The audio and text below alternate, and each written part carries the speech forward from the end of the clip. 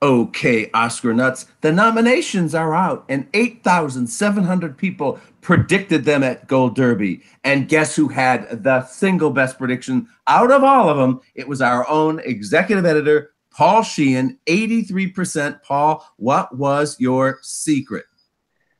Uh, Two things. One is I have the advantage, I think, over other people in that I spend so much time writing about the guilds, writing about the guild scorecard, seeing how the various the guilds are representative of the branches at the academy. So if a picture is doing well with the sound editors, it's probably going to get into sound editing and those kinds of things. So I think that helped me on that aspect. But I have to tell you, for the those tough categories, the shorts, I mean, you got to read about them, you got to understand what the academy likes and doesn't like. But then my little secret weapon is our all-stars, Tom. I mean, the people that have done so well at Gold Derby in the last couple of years, I mean, they have this great success rate. So it's good to see, well, what are they, if you're sort of on a coin toss of like, what do I put in the fifth slot? You know, look to the people at Gold Derby that have done well, the civilians. You know, don't waste your time with the experts or us editors. I mean, look to the people that have, because these are people, if you think we're nuts, I mean, they're fanatics. I mean, they really understand, especially those races. And those are the make or break races. Yeah, absolutely. I came in 20th place with 81%. Daniel came in 93rd place out of, remember, this is 8,700 people. That's pretty damn good with 79. Joyce had 79% as well. Chris had 78%. Marcus had 75%. These are all very, very good scores in the top percentiles.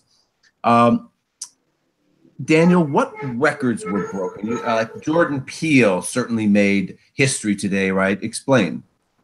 Yeah, Jordan Peele nominated for producing, directing, and writing Get Out. He's the first Black filmmaker to achieve that trifecta. You had he's the fifth Black director nominated for Best Director, but the others missed somewhere or another. You know, where you had John Singleton wasn't nominated for producing. Last year, Barry Jenkins wasn't one of the producers of Moonlight, so he wasn't nominated for Best Picture. So yeah, this is a first for him, and I think the third to do so for his debut feature film. Wow, Chris, what other records were broken? You always follow that, or significant. Well, let's put Guillermo in that group too, because he's also he's the only other person this year, right, up for three. Yeah. Producing, directing, writing as well. This is a guy that has not performed well with the Oscars. He underperformed with Pan's Labyrinth, remember? Hasn't had a nomination since then, is that correct? And that was a long time ago.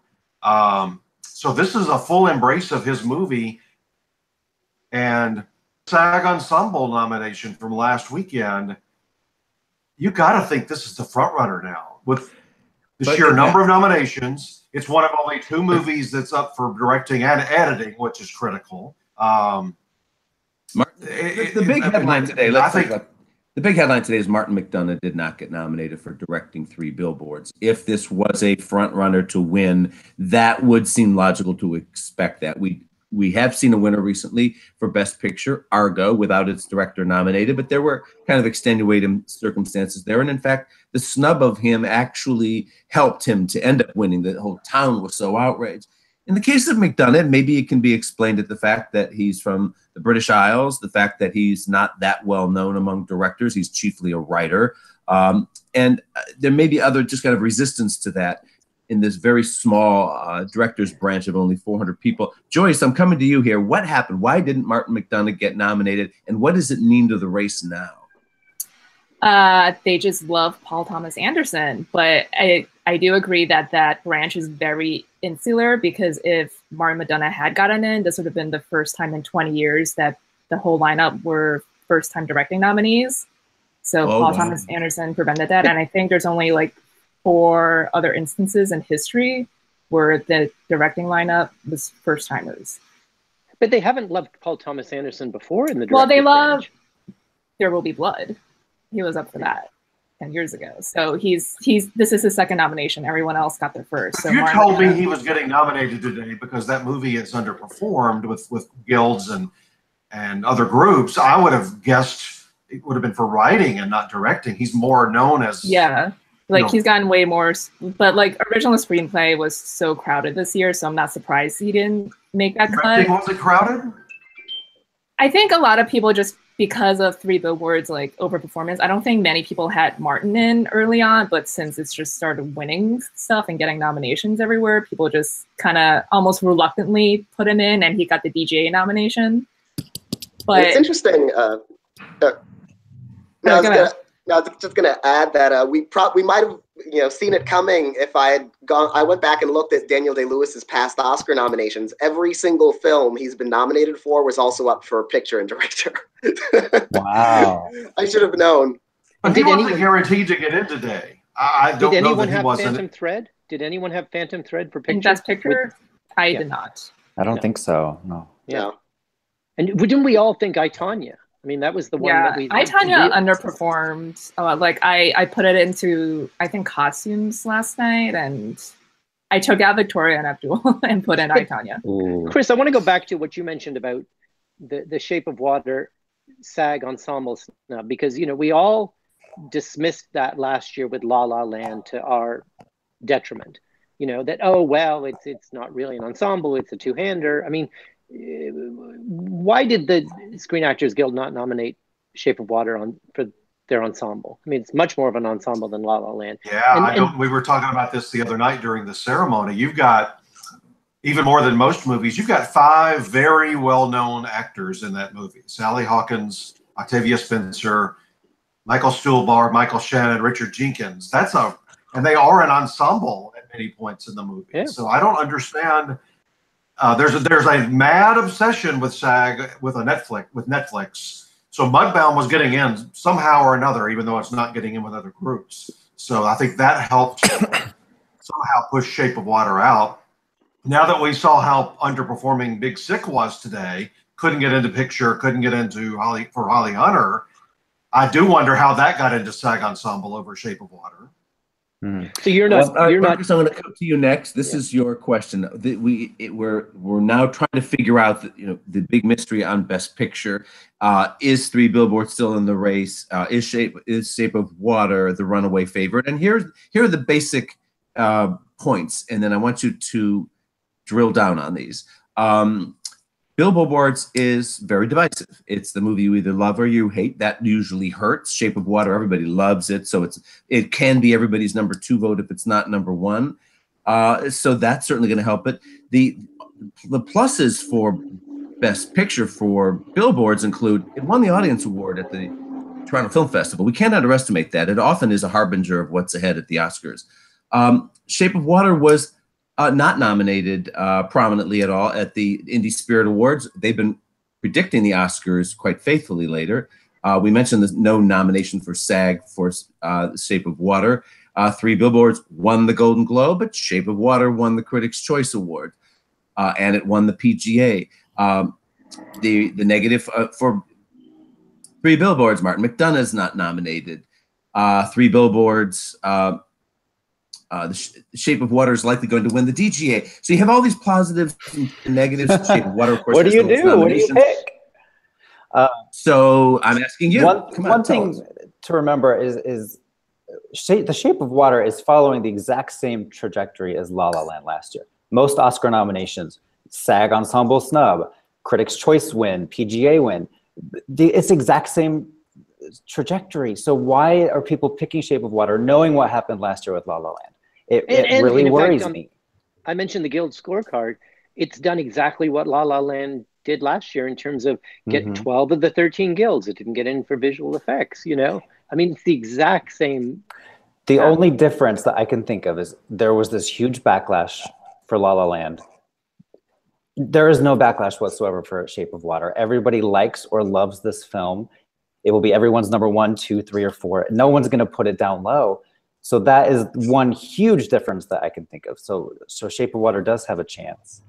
And the other big difference is that, of course, when La La Land had those same factors, its closest competitors were also nominated for directing. And so, up until now, Three Billboards was the only film that hadn't missed anything it needed until just this moment. Yeah, so and it's everything's not missing something. It's not like Three Billboards is not Argo. It's not Beloved, and Mcdonagh is not Ben Affleck. Like it doesn't have the same kind of there is pull a hatred by does. some people for that movie. Can't say it's not. But there is a hatred for it too. There is. It's got love and hate it. For Three Billboards, yes, but not for Shape. Not Shape of Water, no. Yeah. But also, what else I'm just saying. But Three Billboards has a higher cool factor than A Shape of Water, just among the cognoscenti here in Hollywood. That could help. And also we have a factor, speaking of backlashes, we have a later Oscars this year in early March. Does it mean that more time means more opportunity for anti-Shape of Water? Well, Tom, talk about what's going to happen now. You're an Oscar campaigner for one of those films. You know, voting doesn't happen for almost a month. What's going to go on from the ground game between now and when voting starts? I'm going to send Chris and Marcus to all of the parties every single night. And when Joyce moves to LA in March, she's going to go too. And then I'll phone them at the end of it and say, "How was it?" That's no, it's going to it's going to be ferocious here and in New York with parties, receptions, meet and greets. Because remember, with only 7,000 Oscar voters, you can meet them all. It didn't help James Franco much. He met them all about 10 times during this nomination phase. We ran into him every time we turned a corner in this city. But on the other hand, it does help people like Eddie Redmayne and others to win. And it's also going to go on. It's also going to go on in London. Don't forget, Three Billboards is up for Best British Film at BAFTAs. You know, so yes, it's going to do very well at BAFTA. That's true. No, that's interesting because we write about this expanded voting pool, you know, that's gone up about 20% in the last 2 years, many more international members, and now they're faced with 2 films by international filmmakers. So we can't give either the edge in that front. Well, just from a campaign standpoint, we haven't seen this in a little while. You know, normally if Moonlight's pitted against La La Land, that's 2 different campaigners, 2 different studios, Three Billboards and Shape of Water, 2 of the front runners. So they've got to be very careful what they say, what they do, how they treat them. Lady Bird's A24, Get Out's Universal. Dunkirk, we haven't mentioned Dunkirk. Dunkirk has directing. He came in very strong. And it basically got everything you expected today. It got one less than our odds were predicting, and Three Billboards got 1 more. Hey, Joyce, you wrote a great article last week that people just loved, speculating on the 4 acting categories that being a sweep. Are you confident that that's going to happen? Yeah, I think it's going to go 20 for 20 with all 4 of them. I don't foresee BAFTA straying anywhere. I mean, maybe Sally Hawkins could upset in Best Actress, but I don't know. Like, they just seem locked and loaded right now, and nothing has really changed. Like, Leslie Manville was really the only big surprise, because some people were still predicting Denzel to make it in because of all the stuff with James Franco, and he got a Globe and SAG nomination, so that's not a big shocker. But yeah, Allison Janney has been steamrolling over Laurie Metcalf. So and I think campaigning aggressively. Yeah, she's been everywhere on I feel like every morning I wake up and there's a new clip of her on a talk show. And that's sorry, I wanted to just mention that's what's so interesting, because along with the guilds, I also keep track of what all the critics are saying, and Laurie Metcalf had a 3-to-1 edge over Rockwell and Janney. It was 18-6 in terms of the regional critics. And New York and LA and everything. And just so interesting how when it came to the industry voting, they rejected what the critics liked. Last year, it happens every couple years. They just deviate completely. Last year, La La Land and Moonlight basically split down the middle, Best Picture with all the critics. So that was of no help. This year, the critics' favorite has been Get Out. So is Get Out, I mean, it got the nominations it needed. Is there any path by which anyone could see that being this year's Moonlight? Yes, and I wish it had got a film editing nomination. I would feel more confident. But I mean, a horror film won here 26 years ago, Silence of the Lambs. It was also released in February. Wow, so it's very, very possible.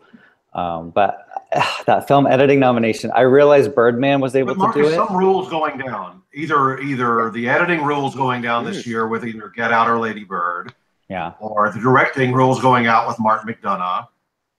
Or Shape of Water. Like Get Out can SAG just Ensemble for Shape of Water. Get Out can just pull a spotlight and just win screenplay and picture. And the last 5 Best Picture winners won a screenplay award. Hmm. Wow. Do you guys think Greta Gerwig could upset Guillermo for directing, or is this Guillermo's race to lose? I think it's possible. You know, I think the long timeline helps Greta, especially with the way this kind of changes the momentum. It no longer looks like you know, if it's interesting. If Martin McDonagh had gotten that Best Director nomination, it would have seemed like a pretty simple two-way race between that and Shape of Water. But since he is missing, and Get Out and Lady Bird got everything they needed, and everything is missing something, and everything got something that they needed, so it becomes more of a 4 or 5 film race again. So yeah, I can see where that leads to potentially a Greta Gerwig maybe upset for director, although I still think Guillermo is pretty safe. Wait, okay, so are you saying I'm going to make you out? Yes. Well, Tom, I was just going to mention. I just wanted to mention the Post. You know, you, me, and Chris are been around long enough to remember All the President's Men. You know, almost winning Best Picture that year, and this is where it's not that Academy anymore, right? The fact that the Post sort of did you know, Meryl Streep, fine, but I mean, it got a couple of categories we thought it had a real shot at getting in, and it didn't even. That Spielberg, the fact that it was Paul Thomas Anderson and not Spielberg that bumped McDonagh, for instance. Yeah, that's interesting. Yeah. Well, all the President's Men, remember, won the Critics Awards, but the Oscars for Best Picture. Here's my question to you guys. All right, so where do you stand? I want your Best Picture prediction right now. Let's start with Paul, then Chris, then Joyce, then Daniel, then Marcus. Paul first. What is your Best Picture prediction as of now? 3 Billboards. Chris. Shape of Water. Joyce. Shape of Water. Daniel. Shape of Water. Marcus. The Shape of Water. I'm sticking with 3 Billboards, of course. I just think that one of the, you know, I put my stake in the ground for it, of course, back in November, but also I think there's a selfish motive for voting for it, because, you know, the same reason Donald Trump is our president today is that he tapped into that inner rage we all feel about an unfair world that we live in, and that's the beauty of 3 Billboards, is that it just gives you permission to rage against authority and rage brilliantly. And the movie is so daring and takes such wild turns and plot twists that I think people feel some ownership of it. But boy, it is divisive. It is the movie either love or hate, and there are a lot of people hate it. But look, a lot of people, I just talked to an Academy member the other day who got around late to seeing Shape of Water, and his response was, you know, it was nice, I liked it, but, you know. And he was a real hipster. I was surprised that he didn't just swoon over it. Well, and the reason, and you're absolutely right, Tom. I mean, you were the one back in November, and I didn't go along. I was Lady Bird, and you're saying, no, it's going to be 3 Billboards, it's going to be 3 Billboards. So now I'm finally there. But I think that, like you just said about somebody gets around to seeing Shape of Water. So in a way, just like the 14 nominations hurt La La Land last year. I know, I think that's what it is. Overhyped now, then they go, oh, okay, yeah. And Joyce, I mean, you were the one saying that, you know, in the last couple of years, I mean, how the film with getting the most nominations is a curse. Doesn't mean you're going to get the most. You might win the most. I don't think it's the same situation that La La Land wasn't, because that was a front runner the whole season. Like, no one is really, like, that's not been Shape of Water's trajectory. Like, people are just talking about it as a front runner now because it won PGA, which people didn't really expect. So I think it's like a lot closer between that and 3 Billboards now. And they both obviously have plus and minuses that we, you know, obviously talked about. I want to ask a quick question. I just think it's like the longer period. Oh, God. Well, I think the hardest race to figure out this year of all of them is original screenplay, which is basically all the movies we just talked about. I have no clue. They're all basic. Almost all of them are their director their director-writers are up for the writing, and they're all in the Best Picture conversation. So I honestly don't know. Will people rally around Martin McDonagh since he was snubbed in Best Director? Yeah, so those nominees are Billboard, Shape of Water, Big Sick, Lady Bird, Get Out. I think it's a quoting the stat that Joyce just mentioned about how the last 5 Best Picture winners won a Screenplay award. I think it's down to one of those 2. I can't see Big Sick winning. Lady Bird could. Get Out is your kind of maverick vote here. Let's stick with this. Joyce, you first. What wins there? I've had Lady Bird this whole time. I could still see it winning because of the whole climate now, and I don't think Greta's winning director, so I feel like that could just be her consolation prize. Okay. Who else has the thought? Well, Get Out won the Critics' Choice. 3 Billboards won the Golden Globe. So whatever the Writers Guild does here in a couple weeks, that will be probably what I go with. But right now, Billboard wasn't eligible there. Right. Yeah. Well, I'm picking Get Out right now, and I have a feeling he could really. I mean, I don't think he's going to win director. I don't think it's going to win picture. So if they want to give Jordan Peele something, it's like the same Greta situation with Greta Gerwig. Yeah. Maybe we'll have a tie. We've got the Prediction Center launched, by the way, for anybody wanting to go ahead and make their predictions. I put Lady Bird first. If you knock out Big Sick, because it's not a Best Picture nominee, the other 4 are. I feel like you look at that list and you go, it's men against her as the one woman, and especially in the current climate and what's been going on in recent months, I think that could really stand out.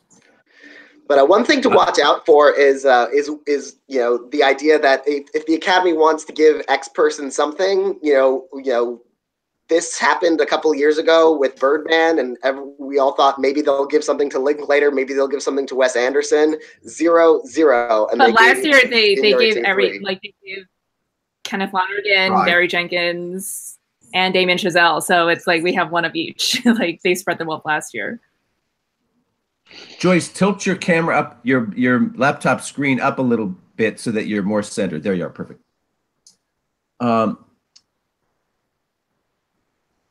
So are any of you tempted to take a left turn in any of the 4 acting races from the front runners that are there now? Are you all planning to stick with it? I'm sticking with them. I see no even if BAFTA goes their own way on like Sally Hawkins or Manville, I'm still not going to pick one of those. I think the SAG Golden Globe Critics' Choice trifecta is too strong to ignore. You raised a finger. Yeah, it's sort of, I'm reminded of years ago when Tom told me I was a fool to be predicting Jane Fonda to win a Tony Award. And he said, it's going to be Marcia Gay Harden. She eats up the scenery in God of Carnage. You're a fool. And he was right. But having said that, sometimes you just, Laurie Metcalf. I want Laurie Metcalf to win so much. I want Laurie to win too. And I want Willem Dafoe to win. I mean, I went against the odds on SAG to my detriment. I might at the very last second panic. I'm going to put at least one of the 2 of them to win. But you know what? The Allison Janney role is just so much fun. I mean, it's evil as she is. She isn't a winking devil, but she kind of is. A winking devil normally has some moments of empathy, and there is one faux scene of empathy there. And so this takes the villain that often wins in the supporting categories, whether it's Heath Ledger, Javier Bardem, whatever, to a new extreme. But we have seen, villains win and lead. Actress, of course, Kathy Bates comes to mind. Anthony Hopkins on the other side. But so I'm just conceding that. But I think in this case, this is where Laurie Metcalf, Angela Lansbury. Allison Janney has just done such a great job through the years. She's a belonger. Okay. She's everywhere. She's got a big smile wherever she goes. She shouts out, like if she sees Chris across the room at something, she'll come running to our Chris Beachum. Chris! She remembers everybody's names. She's emotionally involved in all of this. What about? I think she's so smart, and so I think that she owns the hearts of the people in this town. Oh, okay. I'll concede that one, because you always say acceptance speeches at these precursors are your audition speech for the Oscars, and she's passing them with flying colors. But Sam Rockwell and even Frances McDormand at SAG, I mean, they were, come on, people, you know, Sam Rockwell was just all over the place.